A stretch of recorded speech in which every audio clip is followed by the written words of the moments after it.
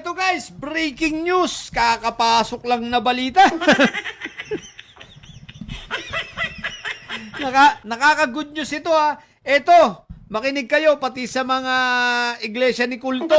O ayan na ha. Si Marco Tain ninyo pupunta na sa kanyang pinakamamahal na tahanan, okay?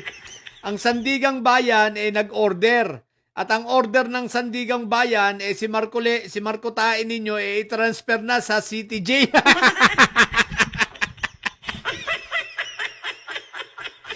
Ay, Diyos ko po, Rudy! Anyari na! O ayan na! Transfer na at si Marcoleta ay pupunta na sa kanyang pinakamamahal na tahanan. At syempre, makakasama na niya at makakaniig na niya ron si Bunuan. Ay, teka, nandun na ba si Bunuan? Naka-hospital arrest pa rin. Hindi tayo updated na. Ewan ko. Pero, at least makikita na yan na si si Mike Diferencia nagalit sa kanya, tsaka si Biray at si Espiritu. Hindi kaya sapukin ng mga ito si Marco Tain doon. Total, wala nang makakakita. Ano na? Mga didilis. Yung mga dyan, yung INC dyan, ano na? Akala ko ba hindi kayo papayag na mapunta ito sa City Jail? Harangin nyo na. Ay, teka lang. Habang ginagawa ko pala ang content ito, malamang-lamang nandun na ito. Ang lapit lang kaya ng Sandigang Bayan hanggang doon sa Payata City Jail. Di ba? Bababa ka lang sa may latex eh. Ibig ko sabihin ano na? Si Marco Tain nyo, ibinahin na pala. So sa kasalukuyan binibigyan na ng mga supplies at pinagpapalit na ng damit. Naka-orange na ito. Orange nga pala, bagong kulay ng ng may sayad black ngayon ha. Magpapalit na sila pa, hindi na raw green. Pangit kasi yung green. Magpapalit na sila at gagawin na nilang orange. Mas maganda nga naman yung orange.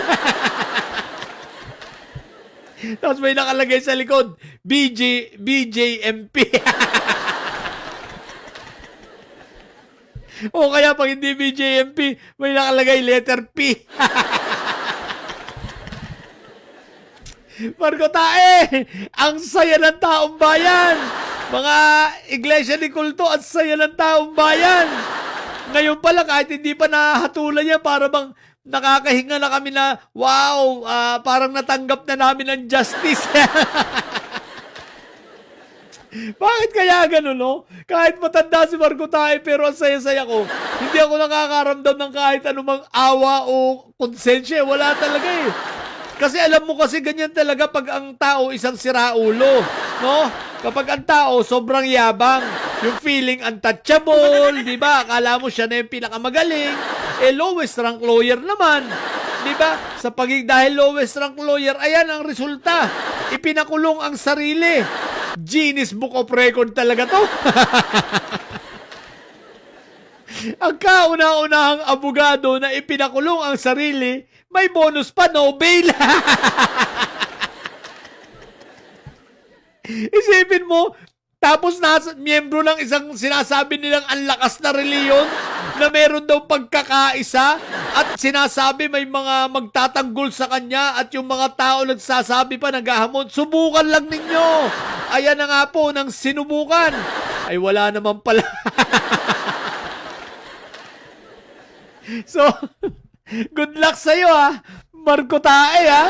At least, enjoy mo ang kulungan. O, di ba ga? Sabi ko sa'yo yung karma, pag dumating sa'yo yan, may hirapan ka talagang lusutan yan. Kinarma ka sa kayabangan mo, kinarma ka sa akala mo kasi untouchable ka. O, di ba ga? O, di tuwan-tuwa ngayon ang taong bayan. Sinasabi mong taong bayan ngayon, tuwan-tuwa na nakakulong ka. Dahil kung hindi yung mga yun natutuwa na nakakulong ka, kahit parali lang iglesia at pagtatanggol sa'yo, di sana sumama ang mga yon, nakiisa, ang tanong ko, bakit wala nakiisa? Ultimo nga yung mga miyembro na ninyo, hindi nakiisa Bakit? Dahil ayaw nila sa'yo, di ba ga? Ngayon, ang gawin mo, tumiwalag ka na. Pero mag-iingat ka ha, alam mo na. Baka pag nilabas mo ang mga alam mo alam mo na ang sinasabi ko. Kaya mag-iingat ka rin. Pero maganda tumiwalag ka na lang, ibulgar mo na lang. Total, nandiyan ka naman, nakakulong ka na. So, ano Marco Tae, enjoy ang kulungan. Ang sarap ng buhay mo dyan sa kulungan. Ang gawin mo, magbaliw-baliwan ka na lang. Magtapon ka ng mga tae ng mga ebak sa mga gilid-gilid. Habang tulog sila magdiferensya, bigla kang umebak, isalpak mo sa pagmumukha nila. Magbaliw-baliwan. Magbaliw-baliwan ka, kundi ang lipat mo mental. Baka akala mo, Marco Tae, pag magbaliw-baliwan ka, lalabas ka dyan. I-isolate ka lang, no? Anong tawag dito? Yung sa isolation. O kaya naman, dadaling ka sa mental. Kawawang aso ni Sayat. Marco Tae! Ang sarap mong asare! Si Pentaboy mamamatay sa ICC. Nakakulong. Si Marco Tae, mamamatay na rin yan. Dyan na rin sa City Jail. Pagmamalas-malasin sa Muntinlupa. Dahil doon at least sa maximum ka. Maganda kaya sa maximum, malawak ang gagalaan mo ron, malawak ang lalakaran mo ron, malawak ang paggagalaan mo na naka-wheelchair, tapos may mga karinderya ron, may mga tinda-tindahan na maliliit. Mas okay doon sa Muntinlupa, sa maximum. Kaya mag-request ka na speedy trial. Total mako-convict ka rin naman. So sabihin mo, baka pwedeng i-advance. Marco Tae. Iiyak na si Marco Tae. Hindi lang si Marco Tae umiiyak ngayon, pati yung mga didilis na mayabang na nagsabing, subukan ninyo!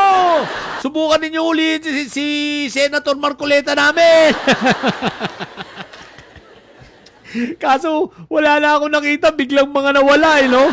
Biglang mga naglaho itong mga ito Hoy, nasa na kayo? Yung mga content creator dyan ng mga astig na sinasabing subukan daw. Ang gawin ninyo, sugurin ninyo yung payatas. Sugurin ninyo yung KCDG.